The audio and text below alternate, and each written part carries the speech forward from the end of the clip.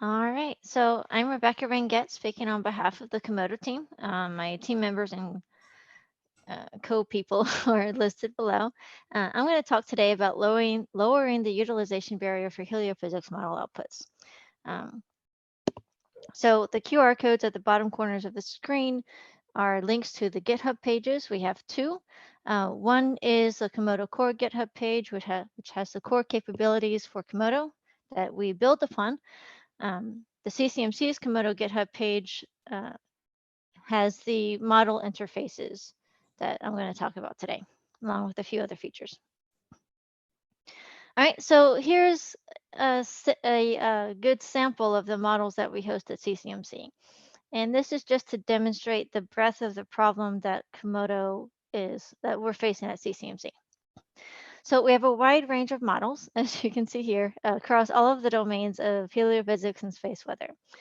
And the problem is twofold. So first of all, we have to have a link between each one of these different model outputs to the users, just so they can get quick look graphics for each model to have an idea of how a particular model run behaved and so on and so forth. So that requires a custom link between each one of these models to their specific visualization. And that's what CCMC visualization is on the website. Behind the scenes, linking between the models is also a problem because it currently requires a custom link between each pair of models.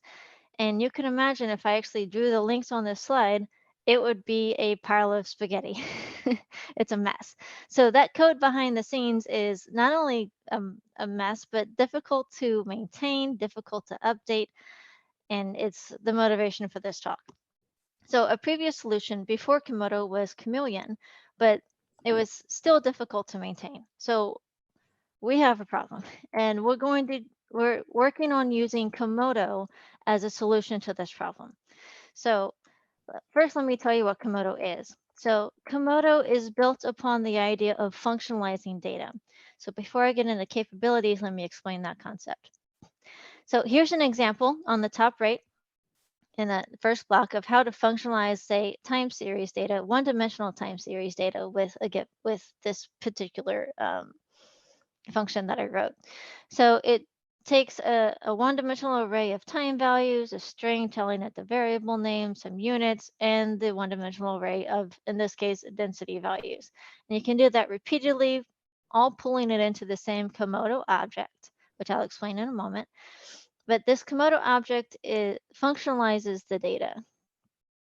Okay, again, now you can see my pointer. All right, so in this case, I have two density functions, the same units, because that's what I put in here, and it's written in LaTeX, and you can retrieve this via LaTeX, which is one of the interesting capabilities. So now that this data is functionalized, the Kamodo core capabilities offer some very powerful options. You can have automatic unit conversions, such as shown in the first line, and this third function here. You can have simple function compositions for calculations, such as shown here and here on the bottom. And you can also have, here we go, you can also have very simple access to interpolation, where you simply, in this case, enter a datetime object, telling it what time it is, what day it is, and you can get the interpolated value for density at that time. Quite simply, there you go. Another interesting and powerful capability with Kamodo is the visualization that Russell talked about earlier. And it's all accessible with very simple command here. So there's a large number of default plots, default plot types based on the dimensionality of the input functions. And they all produce similarly interactive plots, which are based on Plotly. You can click on the variables here to turn them on or off in the plot. You can mouse hover to get some information. You can zoom, you can pan, all these kinds of things. And this interactability can also be saved for future interactability capability later. Okay, that's a mouthful. So this is quite useful for model data comparisons and a couple other things I'm going to talk about later. All of this code is open source and on GitHub with the links here on the slide and the QR codes on the first slide. So now we're using Kamodo at CCMC to functionalize the model data.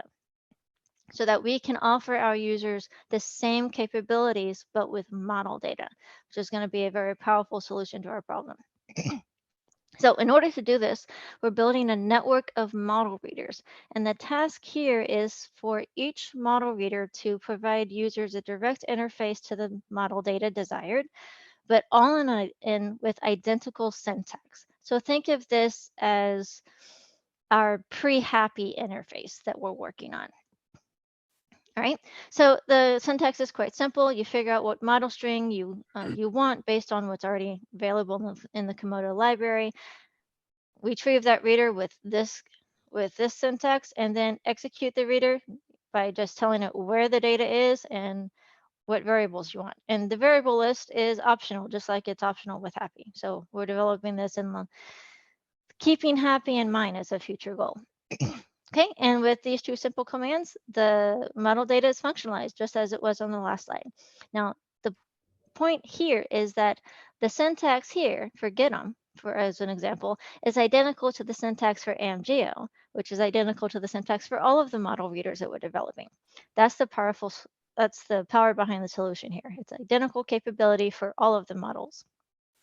And notice if right here, this little message, in case you ask for a variable that isn't there, it won't break on you and give you some garble cook, right? It gives you a simple message and then continues on with what it can do. So all of these model readers handle all of the details behind the scenes that typically takes a graduate level or higher research project to get done, right? So the model readers handle all of the custom file formats that come out of these models, all of the grids, all of the interpolations. We take it all behind the scenes, and we give the user a Kamodo object with functionalized model data that has the same capabilities as I showed on the previous slide. Okay. All right, take a quick glimpse behind the scenes. So for most of our models, a standard interpolator from the SciPy library is acceptable. However, some models require specialized interpolators such as SWMF, and they're typically written in other languages to get advantageous speeds. We simply link to them via the standard cross-language interfaces, such as shown in the slideshow at right. We do the same approach for custom file types. So these model readers, regardless of what language they're written in, are developed in collaboration with model developers or by comparing to previous implementations at CCMC to verify the functionality and the accuracy of the interpolators. Okay, now the satellite fly-through is a very nice capability that's built on top of the network of these model readers. And because it's built on top of that network, it's also model agnostic. It executes in with the same exact syntax as with any other model. You choose the model string, you tell it where the data is, and then the rest of the variables depend upon what version of the fly-through that you use. And I'll talk about those versions in a moment. But notice the different coordinates that you can enter in. So all of the coordinate conversions, whether from a standard one in SpacePy or AstroPy, or a model-specific one for that particular model, all of those coordinate conversions are handled behind the scenes and automatically. We keep the syntax as simple as possible. A lot of these keywords are optional, and all of the fly-through functions are accessible from the command line for use from other languages. There are a couple different fly-through functions, just different flavors of the same idea, and they all produce the interactive visualizations I'm showing in the video at right. All right, so real flight is the example that you saw on the previous slide, and it offers users the ability to fly a real satellite trajectory through the model data. Model fly-through and MyFlight provide the users a way to fly their own satellite trajectory through the model data, either by direct input or through a file. Fake flight allows users to generate and tweak a sample trajectory to fly through the same model data. And there are even more options coming soon. One particular tool that we've developed in Kamodo to particularly support the Geospace Dynamics constellation is the reconstruction tool. It's a new satellite constellation tool that reconstructs what that constellation configuration would see in any pair of dimensions, such as the plots shown here. All right, so this is using GetEm data as an example. So we took the simplest configuration, one satellite, flew it through the model data, and we get this. This is what that one satellite could see, for example, a latitude versus time plot. And this can be done for any pair of coordinates, any pair of coordinates. If you instead construct a constellation with three equidistant satellites, you improve your resolution about what you can see. So you can compare between your different results for the different satellite configurations, and you can compare to what the model data actually shows here. This is currently available for a variety of analysis methods, a variety of slicing capabilities. Ask me more details later if you're interested. And then all of it's built upon the fly-through, so it also has model agnostic syntax. All right, so now I'm shifting gears a little bit. So CCMC partners with Ensemble Consultancy for Komodo development. Ensemble Consultancy works on the Komodo core capabilities, and right now they're focusing on cloud capabilities, such as what's described here on this slide. Right? So what they're working on is a way for users to interact with Komodo interactively, right? So it's not just the command line option that's currently exists. This is creating a Komodo object and interacting with it, but on the cloud and from other languages, such as Fortran, C++, etc. This is going to be very useful for the model coupling, particularly since model codes are typically not written in Python. And one way that they're working on increasing the data speed is to use binary data streaming. They're also working on code-free interfaces. So the one at left is a way for researchers and operational people to build their own custom workflows using functionalities already available in Komodo and those coming soon. The one at right has a commercial perspective on what Komodo can do. So you see trajectory parameters for the International Space Station at the top. You see the GETM data represented here with a two-dimensional plot, and then plotted along with the ISS trajectory here, and then some derived components.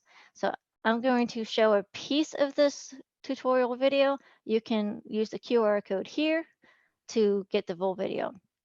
Right, this video goes fast. So all of the plots are interactive, and you can click here, as I showed you earlier, to add or remove variables into the plots. You can use the slider here instead of any kind of code to choose your altitude. You can manipulate the plots here interactively and look at all sorts of derived variables such as drag coefficients and drag forces that would change the orbital parameters of the ISS. Very powerful tool in this case, for commercial use. Right. So shifting gears once more, I'm going to show a couple examples of Komodo in action. So we've partnered with several of the core packages to demonstrate not only interoperability of Komodo with those packages, but also how these packages can be used together to answer a science question. So Komodo's portion in this is to take the satellite trajectory pulled from SpacePy and PySpeedS, take that data and fly the trajectory through the model data, in this case, open GGCM data, and then perform a simple model data comparison with this simple command, just like I showed before. Also interactive, just as with the other plots that I showed. Like Russell just said, we already have a Komodo interface with PySet, and now Asher Pembroke has developed a way to connect to SunPy. So now Komodo is interoperable with all of the PyHD core packages. One more application for Komodo is the linking to the other languages. So take, for example, Geodyne. It's an orbit propagator written in Fortran. And because it's written in Fortran, it has only been able to use empirical or very quickly running models to predict what the orbit of a satellite is going to be at the next time step. But we've been using Komodo to, for the first time, pull in physics-based models and their outputs into these comparisons, as shown here.